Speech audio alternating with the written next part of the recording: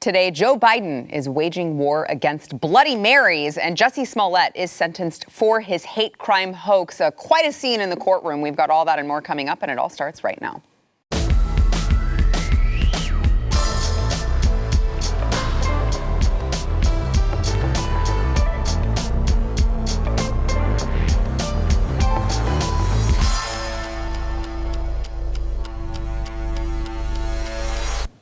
Welcome to the news and why it matters. Happy Friday. I am Sarah Gonzalez, and it's a happy Friday for me.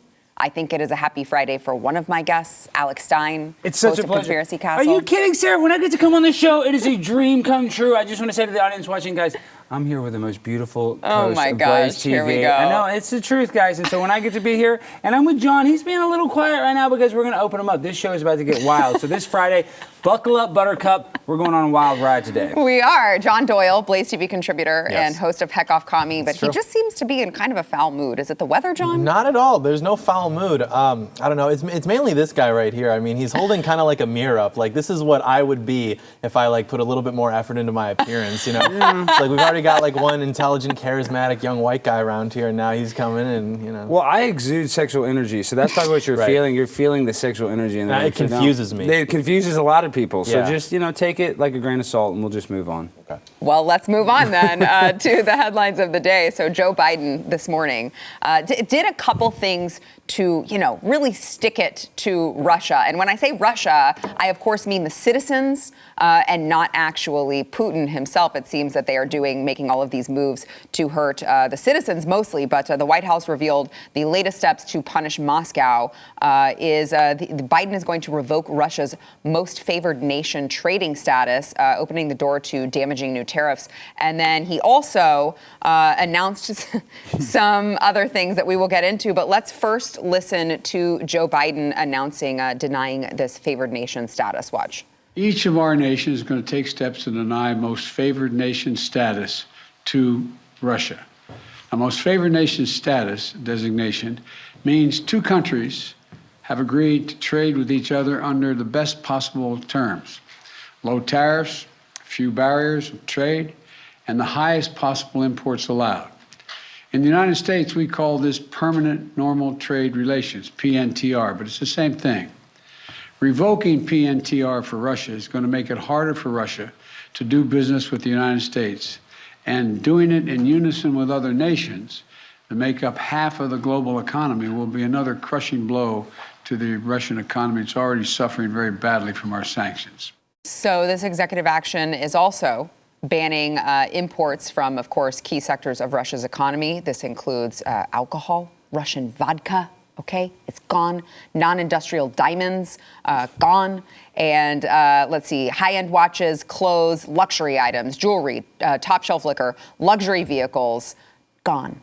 Gone. Top gone. shelf liquor, No more no. Bloody Marys. Joe Biden, any president of this country would understand how important brunch is to all Americans. And Joe Biden, I just want to tell you, is waging war against brunch and Bloody Marys. And I will not stand for it. Don't forget about the engagement rings. I'll think about all those beautiful engagement rings. Thank Sarah. you. I mean, Yeah, Thank you. suburban white women aren't going for Biden anymore after this. Well, they better not. They don't have their Hey, brunch. yeah. They don't have their luxury vehicles. Thank you. Their diamonds. Were the no more mean tweets worth it? You feel this resonates with you, Miss Gonzalez, the suburban white vote?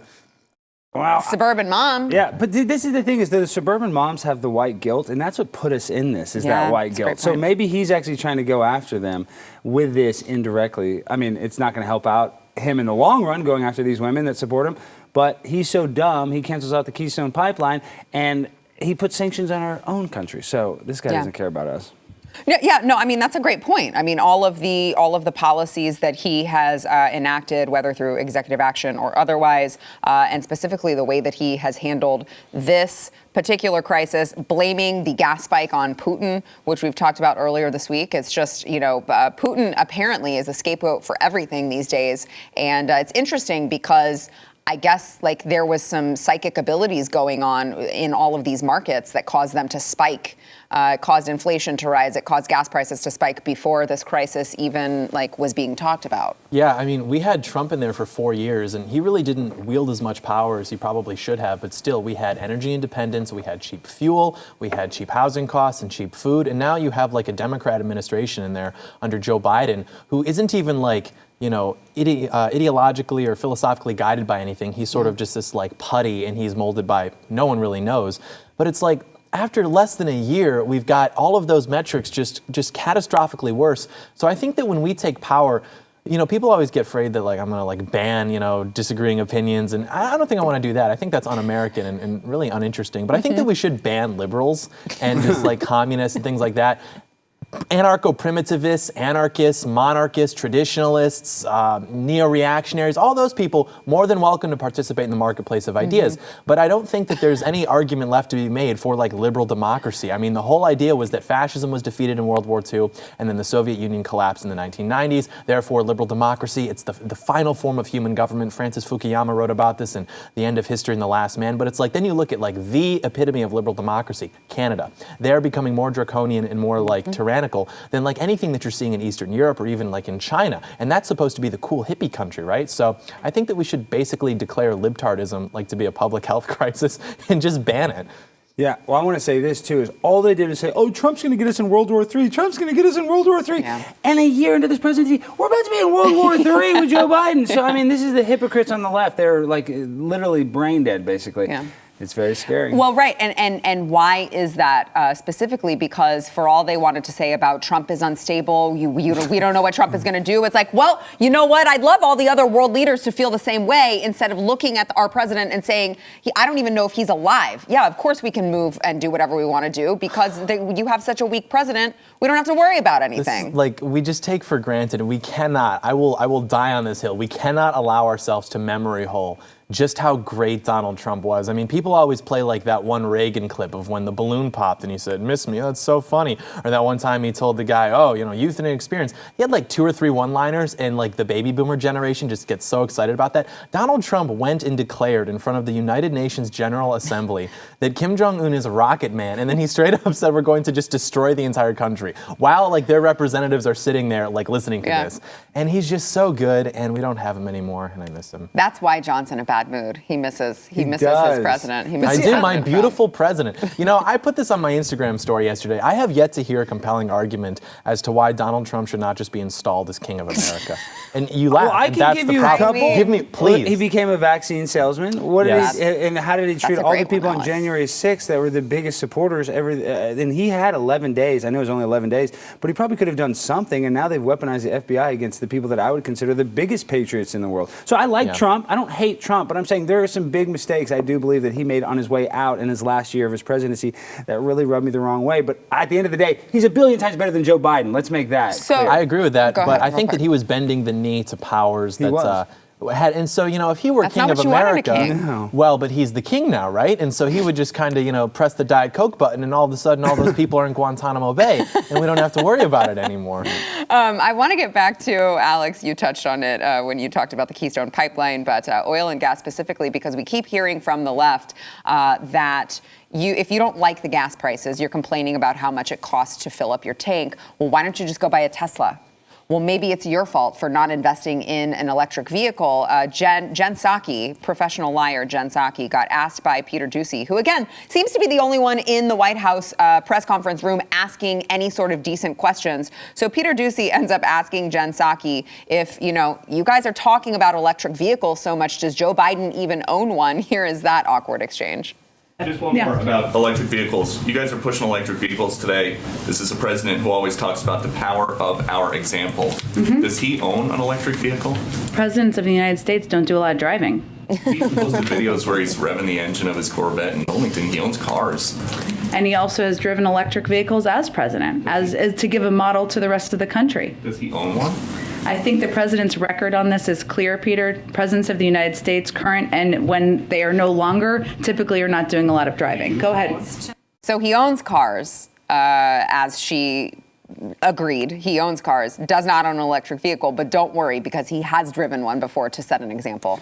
Yeah, telling someone to buy an electric car is like telling a homeless person, just go buy a house. Just go buy a house. I mean, these people are absurd. And when she talks now, it really does give me the Hunger Games vibe. Like, it's like almost like she's up there and it is a controlled demolition of our country. Like, she's literally feeding the beast. Those other reporters that are her sycophants, she'll give them all the info. And the one guy, Peter Doocy, that asks hard questions, she's so flippant and so, condescending. Condescending. So she's just like evil the way I wish she would at least pretend to kind of stroke Peter Doocy's ego, but she doesn't do that. She knows she doesn't have to. She knows she's better than him, and that's why she's so terrible. My favorite conspiracy theory is that Peter Doocy and Jen Psaki secretly have this like relationship going on behind closed doors, and he asks her the hard questions, and then she's like so rude answering, and then I don't know if there's children watching, so I won't say what happens after that. Conspiracy theories off air. But one of my favorite things to do to save myself time, oftentimes on the right we're like, oh, well, you can't just discredit someone's opinion because of this arbitrary metric. Yeah, you can, and it saves you a lot of time. So whenever you're talking to people who might make the argument, for example, that, you should just buy a $60,000 Tesla because gas is expensive, ask them if they can spot price you a gallon of milk.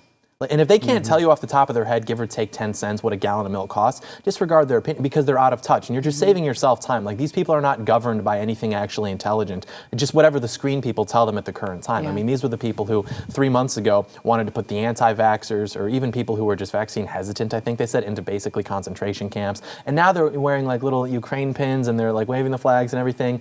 And I'm personally offended by that. I don't know.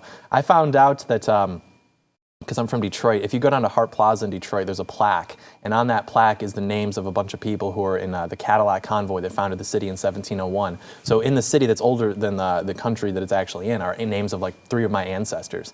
And then I see all these Ukrainian immigrants, and they're in downtown Detroit, and they're, let's go get America involved in Ukraine.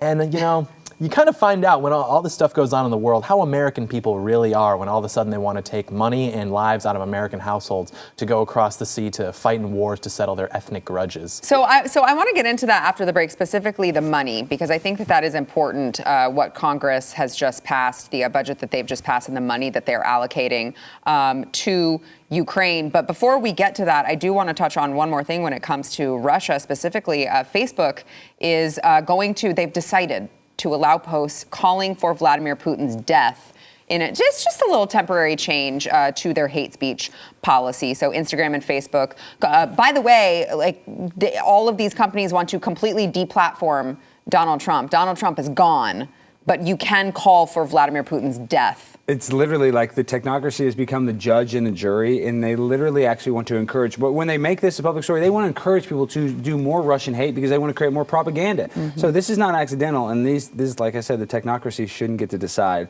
who we can and can't make fun of. Yeah, John, your thoughts? By the way, Russia did ban Facebook, so it does seem like it's a pissing contest. And they banned McDonald's, which is only going to help them out. If we want to hurt Russia, we need to build more McDonald's. I would actually love it if we did that here. Yeah, let's just ban McDonald's. Well, no. Yeah, what was fries? I think China called this like the firewall strategy or something. Basically, they wanted to cut off all Western, whether that's social media or like actual media, unless they can like vet it directly. Mm-hmm. And like that has just been totally vindicated because you've got all these social media companies pulling out of Russia, like this very like spiteful and just well, we're not going to do it. It's like fine, that's like literally your greatest weapon against Russia is that. I mean, that's how, for example, the Obama administration launched the coup in 2014 in Kiev because they did a color revolution where they had all these spontaneous street demonstrations and mass chaos orchestrated by social media, which might ring a bell in the 2016 and 2020 elections here. So yeah. Yeah. All right. Let's go ahead and we're going to thank our sponsor, and then let's get into the Senate passing the $1.5 trillion government funding bill to avoid a shutdown, which I was really hoping for. I was hoping for the shutdown.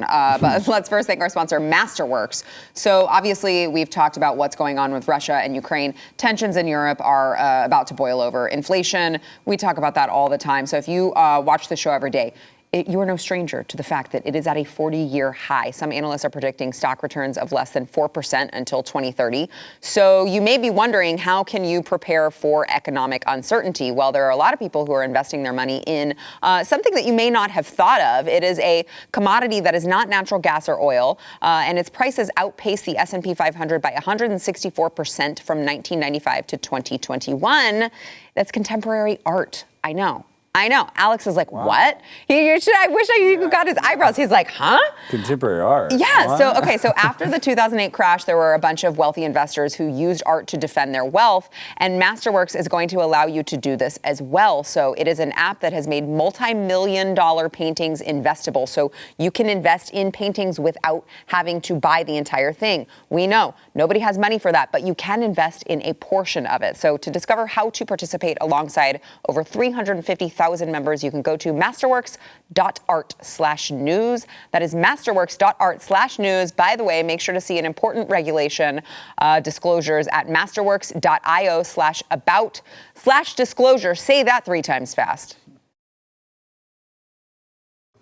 All right, here's a story we didn't get to yesterday whenever the House had passed this bill, but the United States Senate has now approved legislation providing $1.5 trillion to fund the federal government.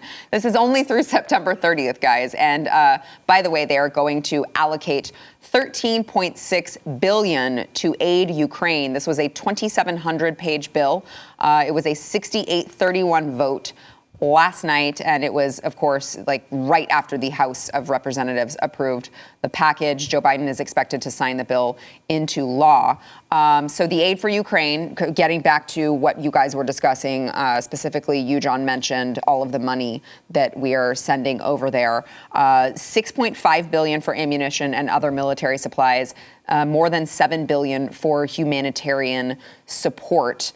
And by the way, this doesn't even include the entirety of this bill does not include the $15.6 billion in COVID-19 pandemic relief that the Biden administration and the Democrats were pushing for, because they said, we're gonna run into a struggle with the other party if we try to do that. So let's just get rid of that. Don't do that. I don't know what there is in here to help Americans, but there's enough in there to help Ukraine. So, well, John's from Michigan, and last time I checked, Flint, Michigan still doesn't have clean water. I mean, they're sending $16 billion to the Ukraine, and we got states here. I know you're kind of laughing at that, but is Flint's water fixed? I don't think so. What was funny about that was, like, literally that was the fault of the government in Flint. Like, there's a river in Michigan called the Flint River, which is notoriously polluted. Mm-hmm. And they started routing their drinking water from the Flint River, and it was like this historic thing. And they were like, oh, this is great. And there were like these little sprinkles of like black power in there where they're like, the white people want us to use the Michigan water. We want to use our own water. And so they started getting water from like the Flint River,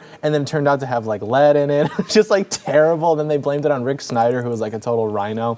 But I mean, well, they should fix it. They should fix it. They've had enough time. Yeah, $16 to billion to Ukraine. Yet we got gun violence in Chicago. It's killing children. I mean, we have so many other issues here in America. Our border. Forget the Ukrainian border. Yeah. I don't care about the Ukrainian border. They can do whatever. That doesn't involve us. But we have to go, and we are the real imperialist, America. And then Obama's last year, he dropped 26,000 bombs. Nobody cares about that. Nobody cares about all the imperialism of America. And all we're talking about is Russia and Ukraine.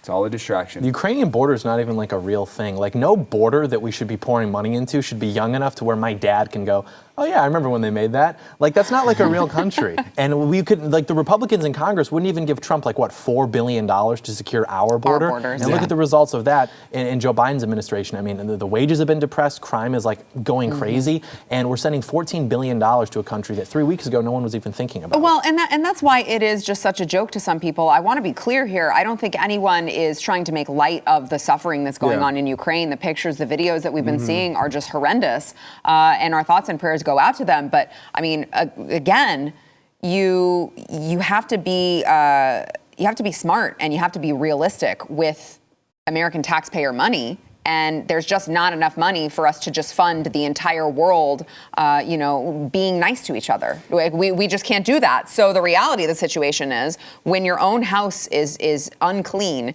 you can't go and clean someone else's house first. Yeah, the real victims are the people of Ukraine, because their government basically betrayed them geopolitically and allied with us, who, I mean, it's our fault, our government's fault, I should say, and the Ukrainian government's fault for like what's happening in Ukraine, because, we always used to call it the Ukraine, right? Like the Ukraine. And then recently they dropped that. Well, the reason they dropped that is because Ukraine literally translates in Ukrainian, which, by the way, is so similar to Russian that it's often confused to be different dialects of the same language, but it's like borderland. And so, like, if you're going to be literally a borderland between two competing powers, which would be the EU and Russia, your object is going to be, at worst, to be neutral, at best, to be amicable with both. But you can't warm up to either of them, because then one of them is going to try to swallow you up, because otherwise it poses a threat. And so what's happened is the United States has done the coup in Kiev to literally topple a pro-Russian government to install a pro-Western government. And that government under what's his name, Zelensky, has allowed for these like neo-Nazi militias to be wreaking havoc in the eastern parts of the country where there are ethnically Russian people. And then, of course, we said not an inch eastward in the 1990s. That was our promise. And then we started integrating all of these formerly Soviet states into NATO, to where now we're like literally right on his border saying, yeah, let's get Ukraine in there. And they're going to have missiles on the border with Russia. And so Putin like has no choice. And of course, this laptop class of people in this country could not conceptualize a leader going to take back territory that is ethnically Russian. There are ethnically Russian people being integrated with the Russian state. This does not compute to these people, because they can only conceptualize the idea of a nation in terms of like a proposition. We're an idea. Diversity is what makes us great. We have the Constitution, and that's why we're America. And if we had an island and we had the Constitution, well, that's America. They don't understand anything that transcends that idea of like a nation as just an idea and not like a people with a common identity. So then what is your take on the reports that we've been seeing that Russia is, committing war crimes, right? Like bombing children's hospitals, all of that. And again, this is assuming that all of these, it's hard to tell what is real and what is not, but certainly the United States themselves have even admitted that it does sound like there are war crimes being committed. So there's a couple things going on right now. On the one hand, you'll have the media saying, oh, Russia's losing all of this, they've taken so long, and so they're losing this war, and the Ukrainian, the ghost of Kiev and all this stuff. And that's happening because they're trying to raise morale, but also because they can only conceptualize war in terms of like Marvel comic book movies, where it's just big defeat, but it's like these things take time. It's been like 2 weeks, and he's making very good progress, but it's because he is being very meticulous with it, because he's trying to minimize civilian casualties. And so what the Ukrainian government has been doing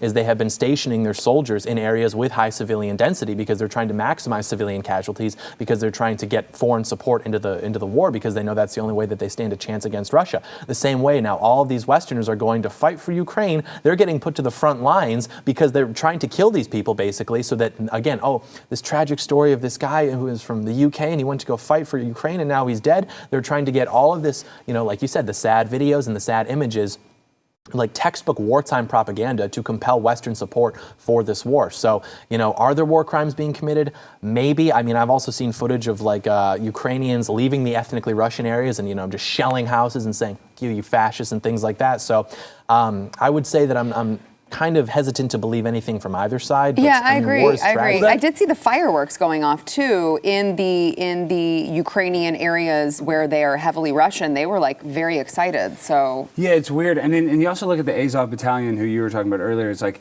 weaponized. They talk about spending this money here in America. They'd call us a Nazi. Yet there's actual Nazis in the Ukraine, and that's who Putin is going after. And then you get this information from Russia that says there's bioweapons labs in Ukraine. And of course, America's going to say, oh, that's different, disinformation. But at this point, who do we believe? Our mainstream media is so full of crap. It's really hard to trust anybody at this point. Not saying that I trust Putin, but at this point, I trust no one. Yeah. Well, and I think that you've just highlighted what the biggest problem of all of that is when it comes to Americans. I don't know if I trust Putin, but if I had to bet on trusting his government or our government, I would trust his government, because wow, I would. He kills journalists, though. We kill journalists. That's true. Literally, any criticism of his government could be extended to our government. The only difference is that we know to get mad at him. Who do we get mad at here? Joe Biden? No one actually believes that he's in charge. Say what you will about authoritarianism, but at least everybody in Russia knows that Vladimir Putin is who's in charge. And hold on, and you ask Vladimir Putin, why are you doing this to Ukraine? And he will tell you in 2 minutes. It's the most articulate. Why are we doing this in Ukraine? We have no argument. His, country, because it's a more traditional, masculine country, doesn't have to use manipulative power the way that we do, because we are a spiritually feminine country. He commands strength. We command narratives by manipulating the truth and lying to people. I would rather have a guy say, hey, we're going to go take Ukraine, and if you don't, we're going to shoot you, than being lied to and just being, oh, it's about our values and democracy. Can I Yes. I want to give you a chance to clarify. Please. You're basically trying to say both are bad, right? You're not excusing that, like, you love Putin and Putin is great for doing all of these things. You're just saying both countries are at fault. I am. I'm not making a pro-Putin case. I'm simply acknowledging the fact that on the global stage, the United States is being hypocritical. We are the evil empire. It's sad, but it's true. Yes. And anything that serves to delegitimize and destabilize that evil empire on the global stage is a net good for American patriots.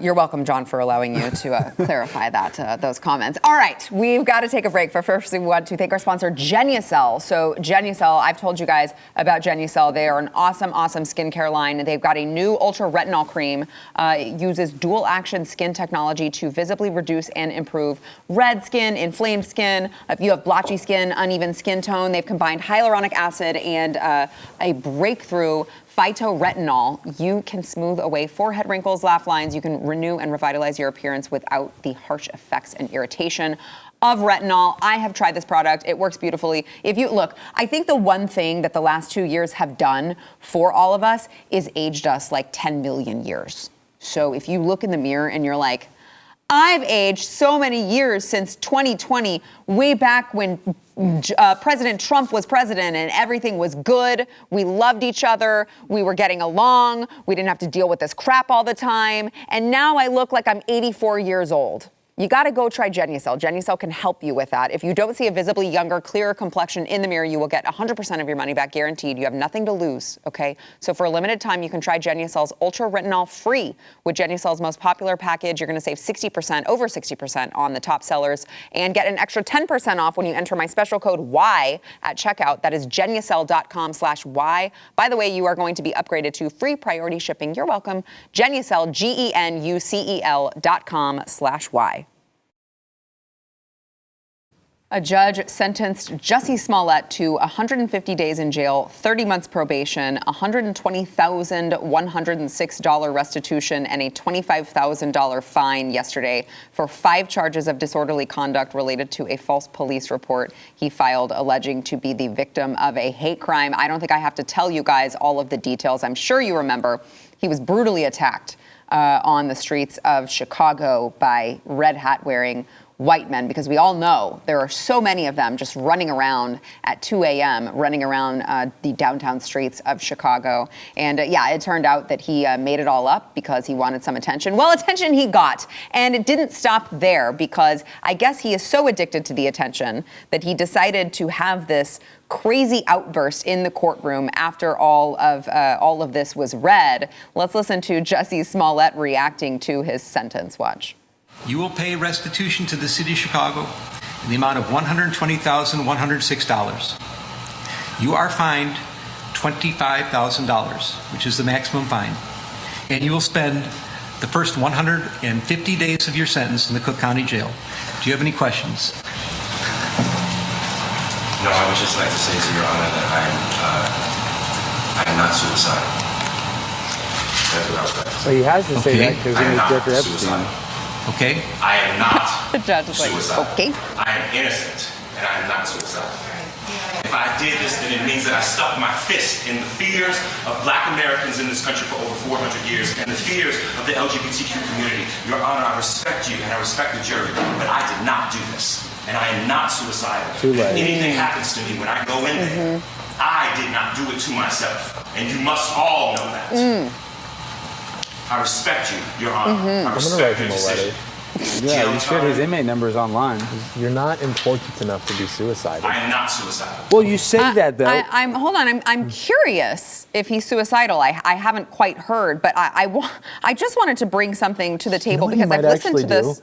He might actually be narcissistic enough to like unironically kill himself just so so that everyone speculates. What a legacy. 1,000,000%. No, guys, so they're going to give him a mental health assessment now because of that outburst. Yes, but guys, this guy's probably a little nervous. I mean, he is tight with the Clintons. He's tight with the Obamas. And listen, I don't know if he was ever on Jeffrey Epstein's plane, but Jeffrey Epstein didn't hang himself. He probably seriously, I know I'm a kooky conspiracy theorist, tinfoil hat all day long, but he probably is scared for his life because he probably does have information. Nobody cares about him, though. Well, that's what I'm saying. And this is another thing we're forgetting. This is what makes me mad of him going to jail. This is going to be, he's going to have a reunion tour that is going to be like Elton John's reunion tour. They're going to have him on The View. They're going to have him on every show. And they're going to say, oh, you paid your dues. You did your 150 days. And now he's going to become some sort of social liberal hero.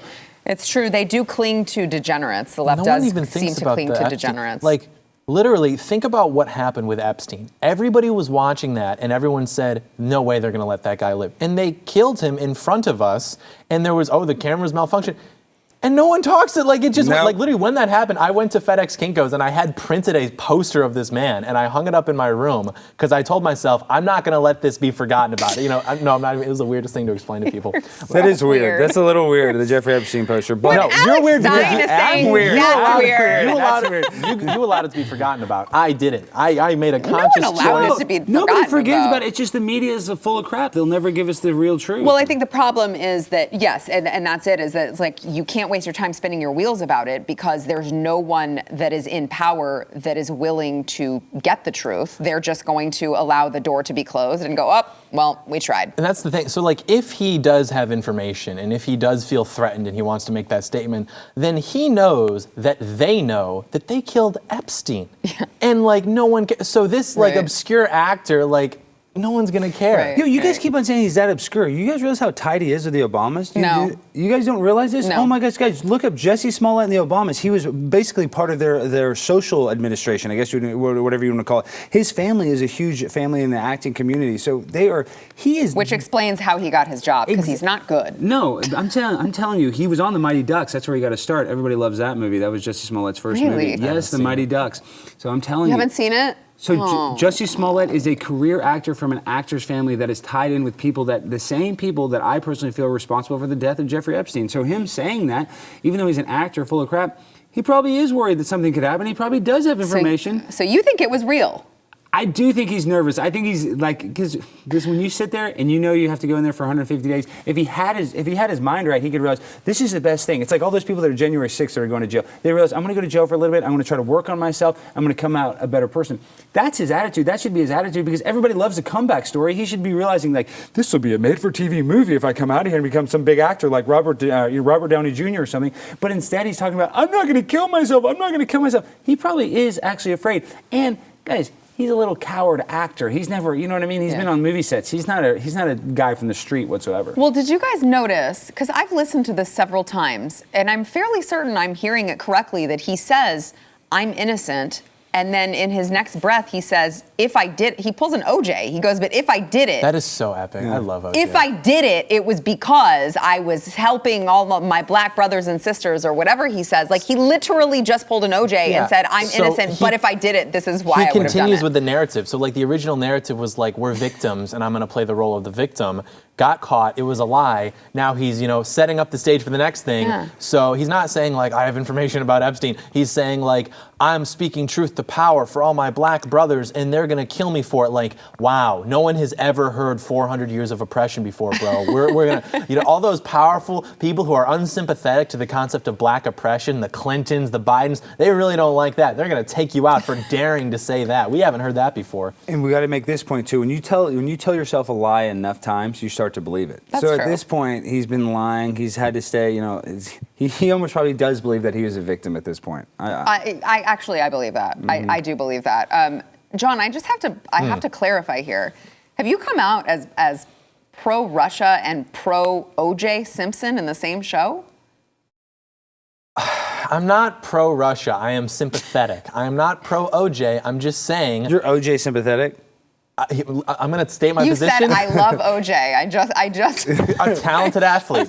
And a good actor. He was a good actor as well. You know what? If you allow what he did, which I totally disavow, to discredit his performance in the National Football League, then the terrorists win. You can't let that action discredit true athletic talent. False. Double murder, yes. Double murder is right shot everything. Hypothetically, double murder and getting away with it. Yeah, dude. If your OJ's wife toast. is cheating on you and you kill her and the guy that Oh, They she's weren't cheating. God. Dude, you got to go back into this. You're a young man. She was totally separated from him. O.J. Simpson was a stalker, was a creep. I mean, listen, he was a good football player. This is taking a one of the turn. most inspiring What gave you a things to chance me- to bail yourself out? O.J. Simpson sucks. Just say it Allow out me to loud. keep digging. Okay. One of the Oh, things God, that's most real quick. inspiring to me is the lengths to which a man will go to achieve a personal sense of justice. So hypothetically, if he did do it, got away with it, beat the case, now he goes and writes a book, If I Did It. And now on national television 20, 30 years later, he like kind of jokes about like, yeah, I did it and stuff like that. I don't know, 100 to 200 years ago, if a woman was doing that, that's more or less what would have happened. So I disavow and I think it's terrible. However, I at least understand it kind of. Well, John, I don't know. if the higher-ups are watching this, I appreciate you having your last time on the show. It's been really fun. OJ, We got to take a OJ break. apologist. We'll be back. You got the Trump double down mindset. I like that. I respect Yeah, I'm not going to flinch with Sarah Gonzalez. Pixar employees have accused their parent company, which is Disney, of course, of cutting gay characters from their films.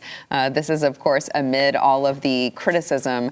Disney was criticized for the CEO specifically for not coming out and criticizing Ron DeSantis for what they call the Don't Say Gay bill. But we are, actual truth tellers. So we are here to tell you it actually doesn't say the word gay at all in the bill. It's nothing about it doesn't target gay people. It doesn't target the LGBT community.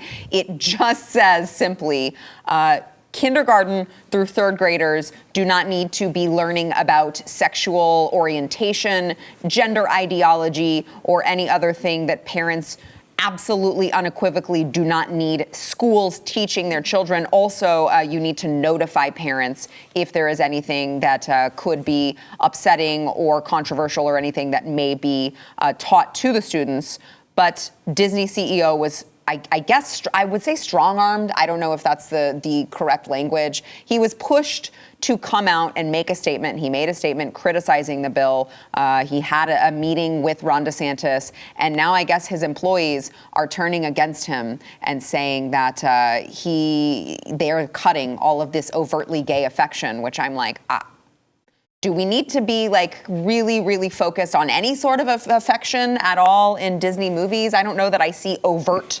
What overt affection do we see in Disney movies? I want to anyway? say this: Disney has a long history of putting in subliminal messaging in their like movies. phallic symbols. Phallic symbols. They have the word sex in The Lion King. So, and guys, you have to remember, they have to do this frame by frame. They have to draw this. Now, Pixar's a little different. So nothing gets in an animated movie by accident. So all of this covert homosexuality in there, it's done on purpose. It's done to propagandize and normalize, homosexuality, which I'm not anti-homosexuals. That's cool if you're gay. But for our children, for putting the symbolism in our children's entertainment, it's not the place for it. I mean, there's a time and place for this stuff, and now we're talking about this Don't Say Gay bill. You're not supposed to talk about heterosexual sex. It doesn't matter what kind of sex. You should be not talking about anything to do with sex if you're not above third grade. Even in fourth grade, you shouldn't be talking about sex, but these people, the media, are so ingenuine. They're so fake. They take one soundbite, the Don't Say Gay, and they run with it, and they make it think that this is an attack on people's sexuality, and it's the opposite of that. We're trying to protect our kids and not over-sexualize them. Yeah, John. I feel like I can't say anything anymore. Come on, you can say whatever you want. This is literally 1984. It's Orwellian. I think that the activists know what they're doing. They're not sneaky in the sense that they try to kind of hide what they really want. They're sneaky in the way they present it. And I think that when they say that this bill, which as you pointed out, literally just says that we shouldn't be teaching kindergartners through third graders about gay sex or sex at all, when they say that that is an attack on LGBT culture, I think we should really consider what they mean by that and what they're revealing about their actual intentions, which of course the slippery slope, which is the most vindicated architectural construction in the history of architecture, or rhetorical analogies, what that would suggest is coming next. Yeah, I mean, I think it's interesting because you find yourself at a crossroads where, even in deep blue San Francisco, they had the recall election where they recalled 3 members of the school board by overwhelming margins because of this type of thing. And it's like, how did we get to the place where literally it's one side is arguing that you shouldn't be displaying pornographic books in libraries, and you shouldn't be teaching other people's children about sex, and the other side is just all for it. It's very weird. It's the upside down world. What are you Yeah. talking about weird? I mean, the people that want to sexualize our children probably don't even have children. That's the other thing. I mean, But isn't that why, like, if they continue doubling down, they will never win? oh well, I don't think they're going to win. The pendulum has to swing back the other way. I just think that's the natural occurrence of things. Yeah, but okay, before we go, I do want to get to this. This is very weird, you guys. Apparently there is, we're talking about the metaverse and this rollout of the metaverse where they want you to just like live on a computer in virtual reality instead of real life. And now they've come out and the experts, I don't know how they're experts, like vice president of adult site DreamCam, I don't know. Get your kids out of the room for this one. They say that sex in the metaverse will be equally enjoyable as real life. Like literally the headline is experts claim, which I feel like, can you be an expert and have never had real sex before? Because that must be what these people are. Well, sadly, the service we're using now, streaming, a lot of that technology was designed with pornography in mind. So in the future, this metaverse, they want to make our lives so terrible here on Earth that they can trick people into thinking that you can have digital sex that is indifferent from actual physical sex. And sadly, I think it's going to work. I think people are going to be, under so much trauma-based mind control from around the world and just the constant stress of living that they're going to run into the pod and they're going to sit there and have sex all day. They can be thin in the pod and they're just going to have their genitals hooked up to some machine that is going to actually be indifferent. Gross. It's the grossest thing ever, but that sadly is the future they want for us. And they'll also be able to trick us into it because they say it's good for the climate. They say get in your pod, it's good for the environment. You know what else it's good for? You won't catch COVID if you're having digital sex. Digital COVID, though. Yeah. You can still get, because you're going to have digital vaccines for sure. That's the best. True. That's true. John? I don't like it. That's it? Are you Thumbs for real? down. Yeah, thumbs down. I think it's bad. John, are you a gamer, John? You seem John's like a just gamer. punishing me. I'm culturally a gamer. You are? Yeah, not practically. I don't play video games anymore, but I still am a gamer in identity. I was there in the MW2 lobbies. I feel like that's built a lot of character. Well, this is the next step. I mean, for this, the culture that we've created, this video game culture, people, it's like the movie Vanilla Sky. In that fake world, you're going to be able to be anything you want. Like in the video game, you can be anything you want. And sadly, people, in my opinion, are going to run to this. Yeah. Well, but I think the more accurate comparison would be, what was it, Ready Player One? Yeah, that's where it. like never everyone saw just that. lives in. You didn't? Oh, you should watch it. They all live in like these trailers that are stacked up on top of each other. Nobody has anything. It's a crap hole house trailer that they're living in. Yeah. But at least they can go in and have fun on their computers. Yeah, I feel really badly for men in this country because being like a gamer is an identity that you'll only really see with like white guys. Like, Hispanic guys or black guys, they'll Or like, Eric Chulai. they'll like play they'll like play video games, but in terms of like the identity of a gamer, that's always been something that like white guys have always like really identified with. And I think it's because like you look at the world and everything is like so against them, they have no conquest left. And so all they can do is like retreat into these virtual spaces and be like, okay, well, I can be a pirate, I can be whatever. And like that's all they have. And there's no real prospects left with women or with like work. Everything's a joke. It's more expensive now to like get to work than to actually work. No one makes anything in this country anymore. Like you're just like answering emails all day. And so, yeah, I can understand why we would get there, but I think it's really sad. Yeah. All right, we've got to take a break. We'll be back.